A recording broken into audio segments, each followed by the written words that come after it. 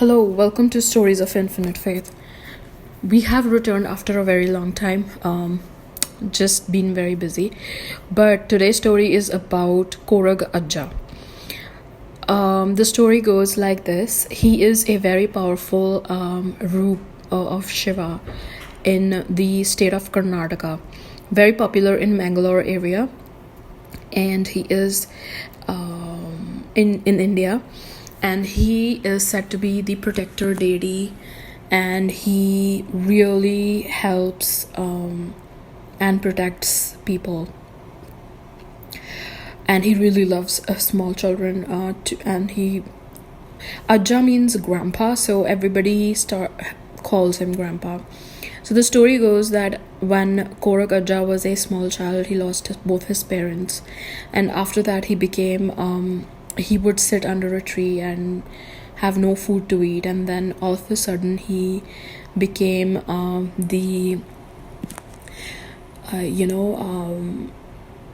he was really hungry and would cry, but sometimes he would get some food. A lady saw him and she adopted him. She had 2 children, and she slowly became very wealthy as she kept on, as she adopted him, and she gave him a lot of means, and she helped him. After that, slowly, it so happened that Ajja would meditate a lot. He was really into divinity, connected to divinity, but he was not allowed to enter the temple because he was low caste.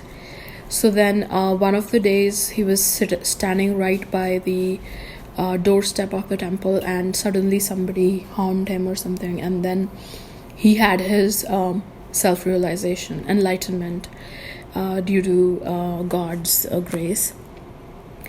And after that he started helping people. He was very young at that time, and everybody started calling him Ajja, which means grandfather or somebody who's elder. Post this, what happened was that he became very popular as a deity in Karnataka.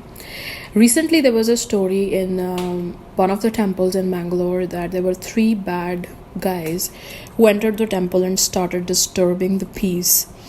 They threw stuff which was not appropriate into the money box, and they started, one of them even urinated in the temple, inside the temple, not in the washroom or anything, but their intent was to harm and destroy the peace of the temple. So all of a sudden, out of these 3 guys, one of the guys actually and then this guy started bragging how he was so proud of his scheme and he had destroyed stuff in the temple and blah blah blah.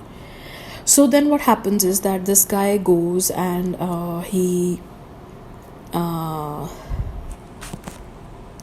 suddenly the friends start to hear some sound which was saying, which said, the justice of the cops. No, that will take a very long time. There will be justice right now. And suddenly the guy stood up and he started hitting his head on the walls. Then he started hitting his head here and there, and he vomited blood, and then he died after that. Seeing this, the other 2 guys also started developing pains in body, and they got scared. And then this guy died muttering that Koragajja should forgive him. And these 2 guys also got scared, and they ran to the temple priest, and they started saying that they should be forgiven by Koragajja because they have done a grave mistake. They have done a huge and a grave mistake. After that, the priest was not willing, but he made sure that the guys went to the cops willingly. They went willingly, And then all of a sudden the cops